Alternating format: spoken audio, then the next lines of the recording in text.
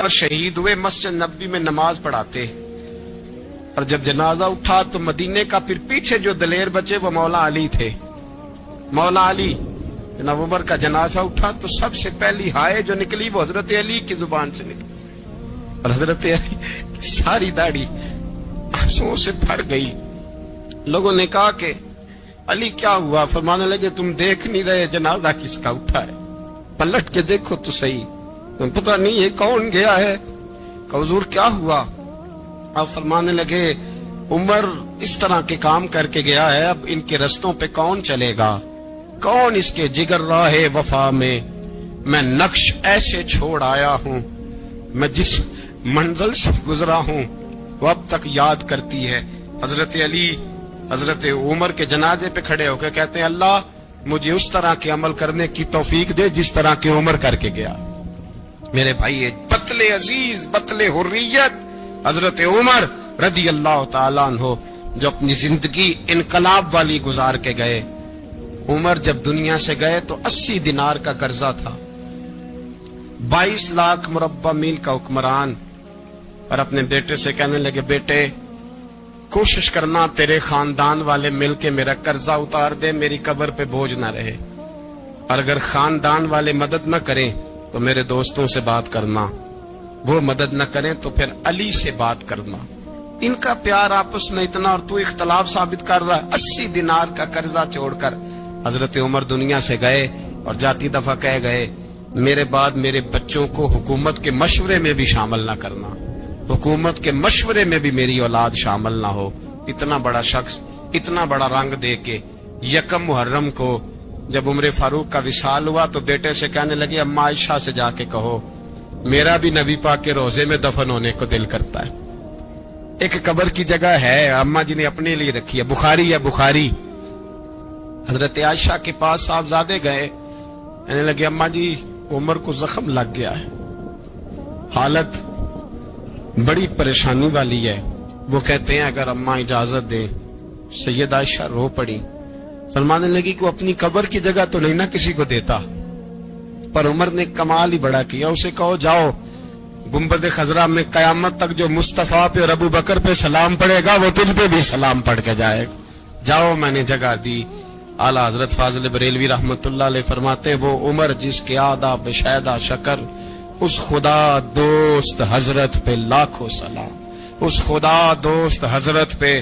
آپ یقین کریں ممبر پہ بیٹھا ہوں، حضرت عمر کا جب نام لیتا ہوں تو میرے وجود کے رونگٹے کھڑے ہو جاتے ہیں۔ حضرت عمر کی زندگی جب پڑھتا ہوں تو لگتا ہے خدایا ایسے شخص بھی دنیا میں آئے کہ حضرت عمر رضی اللہ تعالیٰ عنہ کا آج یوم شہادت ہے۔ میرا تو دل کرتا تھا کہ فجر سے باتیں شروع ہوں اور سارا دن ہی عمر کی باتیں ہوتی رہیں، سارا دن جناب عمر کی باتیں، سارا دن، اس لیے کہ ذکر جناب عمر کا ہوگا پر راضی اللہ کے رسول ہوں گے۔ میرے رسول پاک علیہ السلام سب کے لیے دعا مانگتے ہیں نا، حضور کی دعا عام ہے، لیکن مصطفیٰ کریم نے کعبے کا غلاف تھام لیا اور غلاف کعبہ کو حضور نے سینے سے لپٹایا اور سینے سے چمٹا کے کہا اللہ میں نے تو کبھی سوال ہی زیادہ نہیں کیے، میں کرنے آیا ہوں، مجھے عمر دے دے، عمر دے دے۔ حضور نے مانگ کے لیا، اور پھر جب جس کو حضور مانگے اللہ سے، حضرت عوف بن مالک اشجعی ایک صحابی ہیں، حضرت عوف بن مالک رضی اللہ تعالیٰ عنہ فرماتے ہیں کہ جناب ابو بکر صدیق کا زمانہ تھا تو میں نے خواب دیکھا، میں نے خواب میں جناب عمر کو دیکھا، اور میں نے دیکھا کہ کوئی کہنے والا کہہ رہا ہے کہ عمر وہ ہے کہ اللہ کے رستے میں کوئی اسے جتنا مرضی برا بھلا کہے یہ پرواہ نہیں کرتا۔ کس کے رستے میں؟ بولے سارے۔ اس کا مطلب ہے اللہ کے رستے میں لوگ برا بھلا بھی، قرآن مجید نے کہا وَلَا يَخَافُونَ لَوْمَةَ لَائِمٍ، کچھ لوگ ایسے ہیں جو برا بھلا کہنے والوں کی لوگ پرواہ نہیں کرتے۔ اور دوسری بات میں نے یہ دیکھی کہ عمر خلیفہ بنے گا، اور تیسری بات میں نے خواب میں یہ دیکھی کہ عمر شہید بھی کیا جائے گا، عمر شہید بھی ہوگا۔ یہ میں نے 3 باتیں خواب میں دیکھی۔ فرماتے ہیں میں نے آ کے خواب حضرت ابو بکر صدیق کو سنائی، وہ خلیفہ تھے، وہ کہنے لگے ٹھہر جا میں عمر کو بلاتا ہوں، اس کے سامنے دوبارہ سنانا، اس کے سامنے۔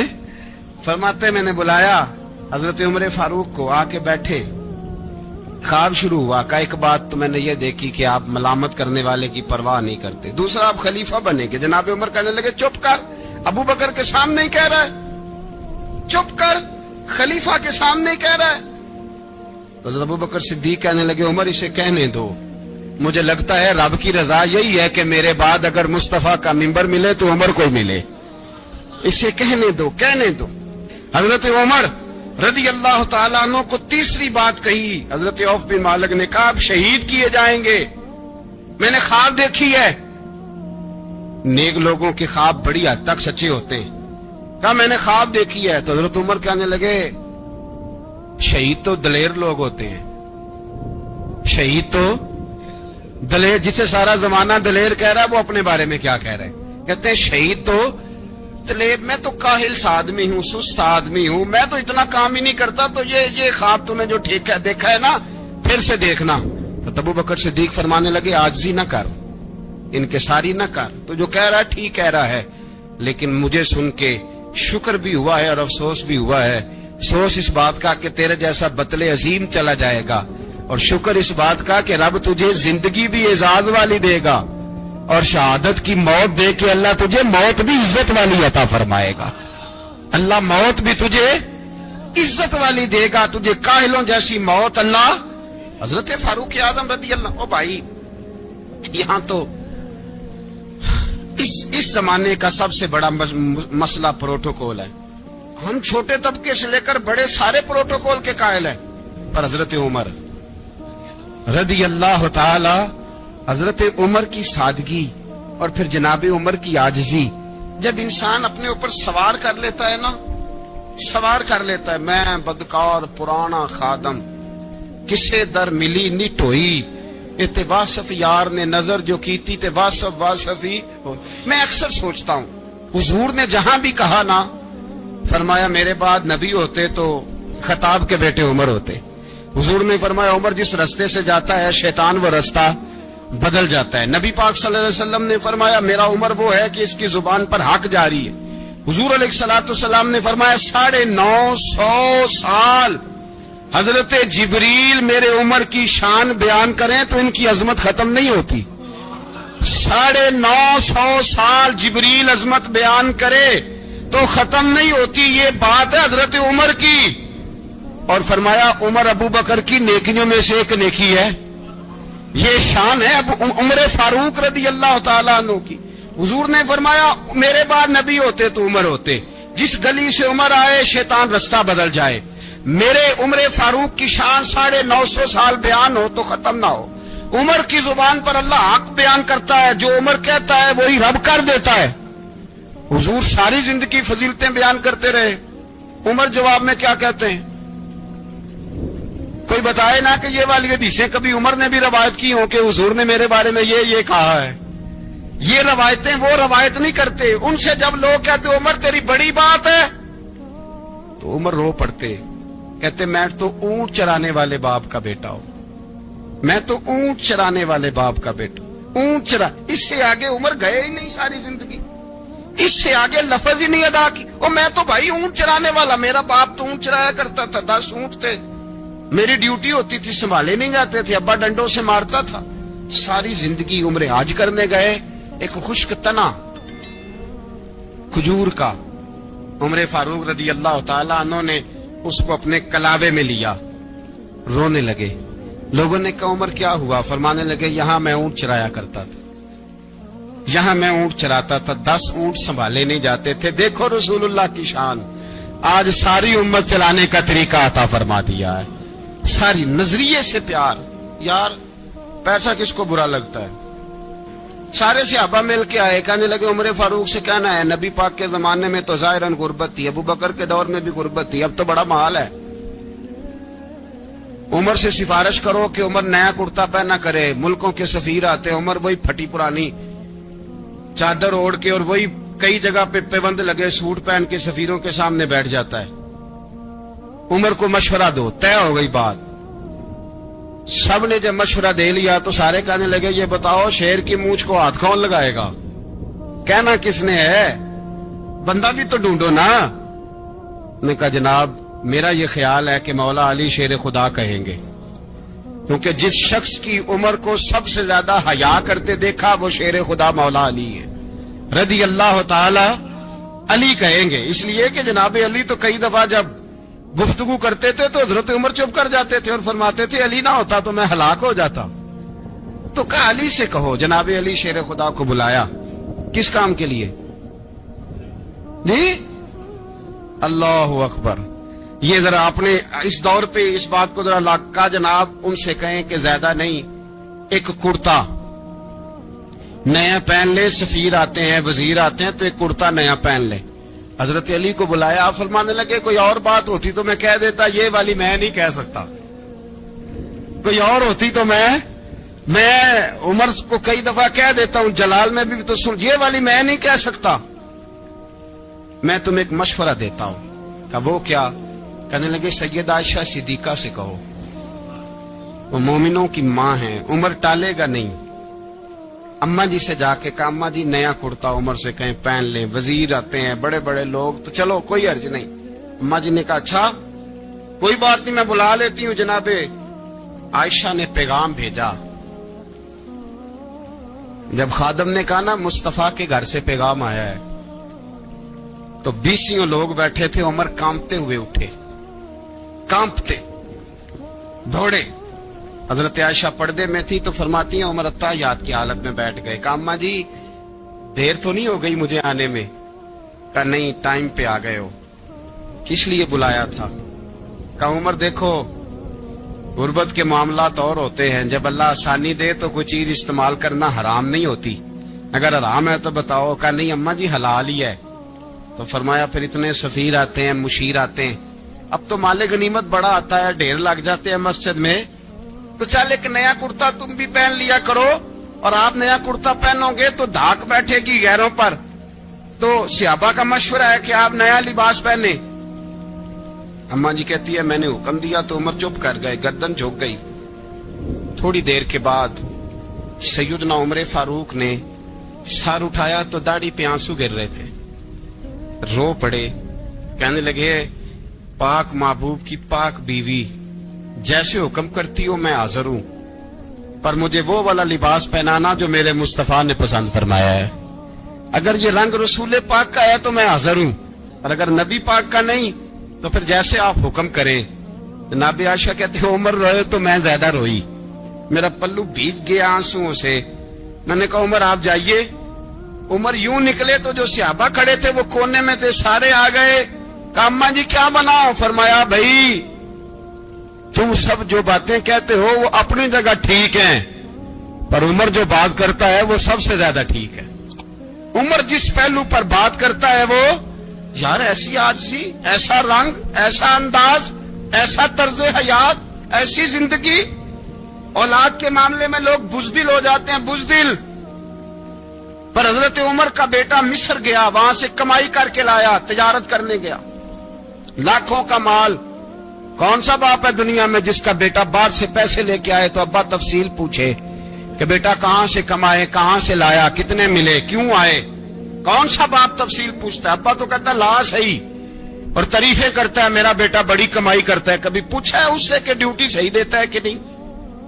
کبھی پوچھا ہے کہ تو ایمانداری کی روزی لاتا ہے کہ حرام کی کماتا ہے؟ یہ باپ کی ذمہ داری ہے، یہ اماں کی ذمہ داری ہے. پھر کہتا ہے بیماری کیسے آ گئی، پریشانی کیسے آ گئی؟ تو نے کبھی سوال کیا اپنی اولاد سے؟ حضرت عمر فاروق رضی اللہ تعالیٰ عنہ کا بیٹا مصر سے پیسے کما کے لایا تو جناب عمر نے بلایا، فرمایا بیٹے اتنی تو تیرے پاس راس ہی نہیں تھی، تھوڑے سے تو پیسے لے کے گیا تھا، اتنی کمائی کیسے ہو گئی؟ اتنے تو پیسے نہیں تھے صاحب، کہاں سے کمائی لائے؟ اس نے کہا ابا جی وہ جو میرے چچا ہے نا مصر کے گورنر، آپ کے دوست، انہوں نے میری مدد کی ہے. فرمایا جتنے لوگ گئے تھے سب کی ہے مدد اس نے؟ کہا نہیں صرف میری کی. فرمایا تیری کیوں کی؟ تیری کیوں کی؟ کہا حضور آپ کے دوست ہیں. فرمایا چپ کر حضور انہوں نے مجھے اتنے پیسے دیے، میں نے کاروبار میں ڈالے تو نفع آیا تو میں ان کی رقم دے کے. فرمایا خاموش ہو جا، باقی جتنے لوگ گئے تھے سب کی مدد کی اس نے؟ کہا نہیں حضور صرف میری کی. فرمایا اس نے تیری مدد نہیں کی، اس نے خلیفہ کے بیٹے کی مدد کی، اس لیے کہ وہ خلیفہ کو اپنے حق میں نرم کر سکے. فرمایا آدھا مال تیرا ہے، آدھا مال غنیمت کا ہے، مال خزانہ کا ہے، مسلمانوں کا ہے، اس لیے کہ تو جو وہاں سے مال کما کے لایا ہے وہ اپنے باپ کے خلیفہ ہونے کی وجہ سے کما کے لایا ہے، لہذا رکھ ادھر۔ یہاں کہتے ہیں کدھر سے آیا، کیسے آیا، کون سا حساب دیں، کیا کریں؟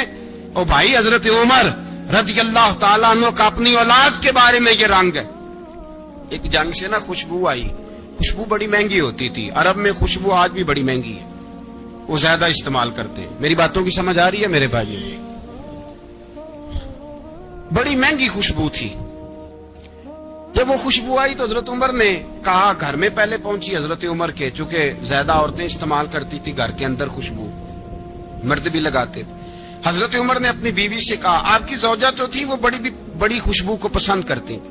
حضرت عمر نے اپنی زوجہ سے کہا کہ خوشبو لاؤ، میں نے ایک عورت کی ڈیوٹی لگائی ہے، وہ خوشبو تول کے نا تو بھائیسا برابر صحابہ میں بانٹ دے گی۔ تو آپ کی زوجہ کہنے لگی، کسی بی بی کی ڈیوٹی لگانے کی کیا ضرورت تھی، میں جو موجود تھی میں بانٹ دیتی ہوں تول کے بھائیسا برابر۔ آپ نے فرمایا نہیں تو رہنے دے، فلانی بی بی بانٹے گی۔ حضور میں نے بھی بانٹنی ہے، میرے پہ کچھ حق ہے؟ آپ نے فرمایا نہیں، تو تفصیل نہ پوچھ، تو خوشبو دے دے، کوئی اور بانٹے گی۔ خاتون خانہ تھی نا، کہنے لگی نہیں مجھے بھی آج آپ کو بتانا ہی پڑے گا کہ کوئی جو بانٹ سکتی ہے تو میں کیوں نہیں بانٹ سکتی؟ زوجہ کہتی عمر نے بات کی تو میری چیخیں نکل گئی۔ حضرت عمر فرمانے لگے، جب تو خوشبو بانٹے گی نا تیرے ہاتھوں کو بھی لگے گی، تیرے دوپٹوں کو بھی لگ جائے گی۔ اگر رب کریم نے مجھ سے سوال پوچھا کہ عمر خوشبو تو مسلمانوں کی تھی، تیری بیوی کے دوپٹے کو کیوں لگ گئی، تو میں اللہ کے حضور کیا جواب دوں گا؟ اگر اللہ نے یہ سوال کیا کہ تیری بیوی نے کیوں لگائی، وہ تو حصہ تھا مسلمانوں کا، تو نے تیری بیوی نے کیوں لگائی؟ تو فرمایا میں نہیں چاہتا کہ اللہ کے حضور مجھے اور تجھے باز پرس ہو، لہذا کسی اور کو بانٹنے دے۔ زوجہ روئی اور تڑپ کے کہنے لگی، عمر مجھے لگتا ہے صبح قیامت بھی تیری بیوی ہونے کی وجہ سے اللہ مجھے جنت عطا فرما دے گا، تیری زوجہ ہونے کی برکت سے۔ بھائی یہ معیار رکھا، خدا کی قسم ایسا شخص تاریخ میں دوبارہ نہیں آیا۔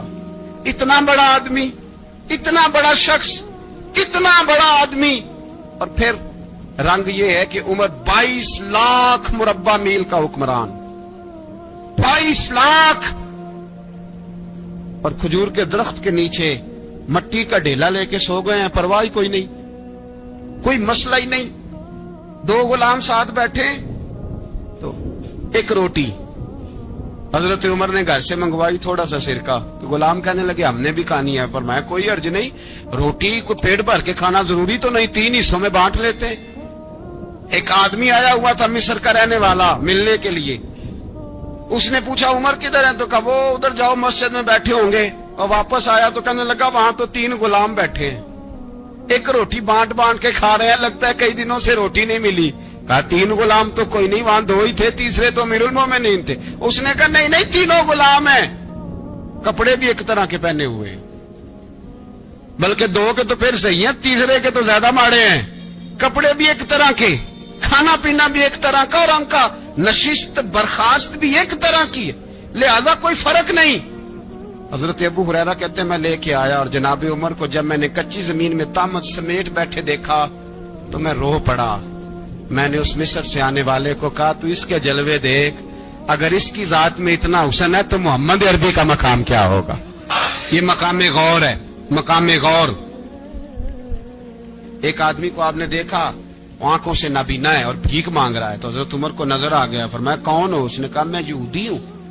فرمایا بھیک کیوں مانگتے ہو؟ کہا جب تک تندرست تھا مسلمانوں کو جزیہ دیتا تھا، بوڑھا ہو گیا ہوں کیا کروں؟ حضرت عمر نے گھوڑے کی پشت پہ بٹھایا، کافر کو گھوڑے کی پشت پہ بٹھایا اور بٹھا کے مدینے لائے۔ حضرت علی شیر خدا وزیر خزانہ تھے، فرمایا علی اس کا وظیفہ جاری کرو۔ کہا یہ کون ہے؟ فرمایا یہ یہودی ہے لیکن یہ ہمیں جزیہ دیتا رہا، بوڑھا ہو گیا بیچارہ، بھیک مانگنے پہ مجبور ہے، ہماری حکومت کے اندر رہتا ہے، اس کا پورا وظیفہ جتنا خرچہ اتنا وظیفہ لگاؤ۔ حضرت علی کہتے ہیں میں وظیفہ لگا رہا تھا اور وہ میرے نبی کا کلمہ پڑھ رہا تھا، وہ رسول اللہ کا کلمہ پڑھ رہا تھا۔ یہ مزاج، یہ نہیں کہ کافر۔ حضرت عمر نے گورنروں کو خط لکھے تھے کہ زبردستی کسی کو مسلمان نہیں کرنا، جہاں ان کی عبادت گاہیں بنی ہو گرانی نہیں، کوئی مندر کوئی گرجا ضائع نہیں کرنا، بات دور نکل جائے گی۔ اور میں اپنے مضمون پہ رہتا ہوں، اہل بیت کا پیار اگر سکھایا ہے تو جناب عمر نے سکھایا ہے رضی اللہ تعالی عنہ۔ امام حسن ملنے، آپ یقین کریں میں جب اس واقعہ کو پڑھتا ہوں تو میرا دل جھوم جاتا ہے۔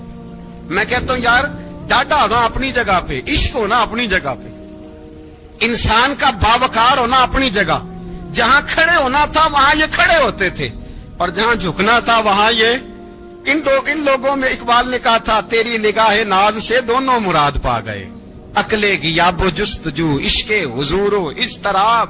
جہاں اگر آیا ہے سامنے کیسر و کسرا تو عمر جیسا دلیر کوئی نہیں، اگر سامنے آیا ایران کا بادشاہ تو عمر جیسا تگڑا کوئی نہیں، اگر آیا ہے سامنے غسان کا بادشاہ تو عمر جیسا عادل کوئی نہیں، لیکن اگر علی کا بیٹا آیا ہے، اگر فاطمہ کے لال پارے آئے ہیں تو پھر فاروق اعظم سے جیسا محب کوئی نہیں، پھر ان سے جیسا پیار کرنے والا کوئی نہیں۔ اندر بیٹھے ہیں جناب عمر، اندر تنہائی میں کچھ وزیروں سے گفتگو ہو رہی ہے، میٹنگیں جاری ہیں۔ آپ کے بیٹے ملنے آئے جناب عبداللہ ابن عمر، ابا جی ملنے آئے، بات ٹھہرو بات کر رہا ہوں، کوئی نہ اندر آئے۔ صاحبزادہ باہر کھڑا ہے، تھوڑی دیر گزری تو امام حسن بھی آ گئے۔ کون آئے؟ آپ کو جو ملے گا امام صاحب کا نام لینے سے، وہ سردار ہیں جنتیوں۔ کون آئے؟ سارے بولیے امام حسن، تیری نسل پاک میں ہے بچہ بچہ نور کا، تو ہے نے نور تیرا سب گھرانا۔ امام حسن آئے تو حضرت عبداللہ ابن عمر کو دروازے پہ کھڑے دیکھا، کہا امیر المومنین کہاں ہیں؟ کہنے لگے حضرت عمر کے بیٹے۔ کہنے لگے وہ اندر بیٹھے، کچھ میٹنگ ہو رہی ہے اور انہوں نے کہا کوئی اندر نہ آئے، لیکن آپ جانا چاہیں تو چلے جائیں، آپ جانا چاہیں تو تیری نسل پاک میں ہے بچہ بچہ نور، آپ جانا چاہیں تو چلے جائیں۔ تو انہوں نے کہا جب آپ باہر کھڑے ہیں تو مجھے کوئی اتنا ضروری کام نہیں، اور ابھی زور کی نماز تھوڑی دیر میں ہوگی، میں مسجد میں مل لوں گا امیر المومنین سے۔ یہ بات کہہ کے امام حسن چلے گئے۔ یار اتنی بڑی بات نہیں تھی، اتنی بڑی بات نہیں تھی۔ تو میرے استادوں کا بیٹا بھی آئے تو کہا ٹھیک ہے جی وہ سوئے ہوئے ہیں، کوئی غرض نہیں یار میں ٹھہر کے آ جاؤں گا، کوئی بڑی بات نہیں تھی، دیکھا جائے تو بڑی بات نہیں تھی، پر بات بہت بڑی تھی اس لیے کہ یہ خالی حسن نہیں، یہ حسن ابن علی ہے، یہ حضرت فاطمہ کے لخت جگر۔ حضرت عمر باہر نکلے، عبداللہ ابن عمر سے پوچھا کوئی آیا تو نہیں؟ تو کہا حضور امام حسن آئے تھے۔ تو کہا پھر شہزادے کو اندر کیوں نہیں بھیجا؟ کہا میں نے کہا تھا۔ وہ کہنے لگے اگر امیر المومنین مصروف ہیں تو میں ظہر میں مل لوں گا۔ حضرت عمر رونے لگے، فرمایا بیٹے تو نے اچھا نہیں کیا۔ پھر مسجد نہیں گئے، سیدھے امام حسن کے دروازے دستک دی، امام حسن باہر آئے، کہا شہزادے آئے تھے تو ملے کیوں نہیں؟ تو امام حسن کہنے لگے حضور آپ کا اپنا بیٹا دروازے پہ کھڑا تھا، آپ کا اپنا بیٹا دروازے پہ کھڑا تھا، اور منع بھی کیا تھا آپ نے تو میں زور میں مل لیتا۔ حضرت امام حسن فرماتے جوش جذبات میں جناب عمر نے سر سے پگڑی اتار دی، جوش جذبات میں کہنے لگے حسن میرے بیٹے کا اور آپ کا کیا مقابلہ؟ کیا اس کی ماں کا نام فاطمہ الزہرا ہے؟ کیا اس کی نانی کا نام خدیجۃ الکبریٰ ہے؟ کیا اس کے نانے کا نام محمد مصطفیٰ ہے؟ آپ کا اور اس کا کیا مقابلہ؟ پھر رو پڑے اور کہنے لگے بیٹے میں مکے کے صحراؤں میں اونٹ چرایا کرتا تھا، یہ جو میرے سر پر عزت کے بال ہیں یہ تیرے نانے کے اگائے ہوئے، میں مکے کے خبردار شہزادے خبردار۔ او بھائی اہل بیت نبوت کے ادب کا رنگ اگر سکھایا ہے تو سیدنا عمر نے سکھایا ہے۔ سوار دے فرماتے جب پہنچے نا دار ارقم میں تو دروازے پہ حضرت امیر حمزہ کھڑے تھے۔ حضرت امیر حمزہ، ایک شخص کہنے لگا حضرت امیر حمزہ سے عمر آ رہا ہے، فرمایا آنے دو۔ کہا حضور وہ تلوار بھی گلے میں لٹک رہی ہے، فرمایا آنے دو، وہ اگر عمر ہے تو میں بھی امیر حمزہ ہوں، وہ اگر عمر ہے تو انا اشہد اللہ و رسول ہی، میں اللہ رسول کا شعر ہوں، آنے دو۔ کہا آپ کیا کریں گے؟ کہا ادب ملحوظ رکھے گا تو خاطر سے بٹھائیں گے، نمونہ اس کو ہم خلق محمد کا دکھائیں گے، اگر نیت نہیں اچھی تو میں اس کو قتل کر دوں گا، اسی کی تیغ سے سر کاٹ کے چھاتی پہ دھر دوں گا، میں آنے تو دو، آنے دو عمر کو۔ حضرت عمر آئے، دروازے میں داخل ہوئے، صحابہ فرماتے کہ حضور نے شور سنا، فرمایا کون ہے دروازے پہ؟ फरमाया उमर, फरमाते हुजूर उठे तेजी से, चादर गिर गई, चादर, हुजूर तेजी से उठे, खोल दो दरवाजा। हुजूर उमर के गले में तलवार है, फरमाया फाटक खोल दो। या रसूल अल्लाह उमर आपका दुश्मन, फरमाया खोलो दरवाजा। कहा या रसूल अल्लाह खत्ताब का बेटा, फरमाया खोलो दरवाजा। या रसूल अल्लाह अबू जहल का रिश्ता, फरमाया खोलो दरवाजा। हुजूर माजरा क्या है? फरमाया वो अपने आप नहीं आया, मैंने रात अल्लाह से दुआ मांगी है, मैंने मांग के लिया है, मैंने मांग के लिया, वो अपने आप थोड़ा आया है। मांग, खोलो दरवाजा, आने दो। हजरत उमर झट से दरवाजा खुला ना, रसूल पाक सामने खड़े हो गए। क्या मंजर था? अबू बकर फरमाते हैं तुम्हें क्या बताएं क्या मंजर था। हजरत अरकम फरमाते हैं तुम्हें क्या बताएं क्या मंजर था। मेरे हबीब की गर्दन तनी हुई है, आंखों में आंसू भरे हैं पर नीचे नहीं गिरते, आंसू भरे हैं आंखों लेकिन नीचे टपकते नहीं। मेरे रसूल पाक आगे बढ़े, उमर की गर्दन झुकी हुई है, उमर ऊपर नहीं देखते। हुजूर आगे बढ़े, क्या कि हजरत उमर का कंधा जोर से हिलाया, फरमाया क्या प्रोग्राम है तेरा, क्या इरादा है तेरा, बोल। हजरत फारूक आजम आंख यूं उठा के कहने लगे, सोनिया बस अब कलमा पढ़ने का इरादा है, सोनिया कलमा पढ़ने का। सहाबा फरमाते हैं पता नहीं क्या हुआ, पता नहीं, हुजूर का इतना जोश हमने कभी नहीं देखा, नबी पाक को नारा लगाते हमने पहले कभी नहीं देखा। जब उमर ने कहा ना सोनिया कलमा पढ़ने आया हूँ, फरमाते हैं रसूल पाक के जो आंसू बंधे हुए थे ना वो टप से नीचे गिरे और हुजूर ने फरमाया अल्लाहु अकबर, अल्लाहु अकबर। फरमाते हैं हुजूर ने जब अल्लाहु अकबर कहा तो सारे सहाबा भी कहने लगे अल्लाहु अकबर, अल्लाहु अकबर, अल्लाहु अकबर। हजरत उमर फारूक का अदल और हजरत फारूक आजम का इंसाफ,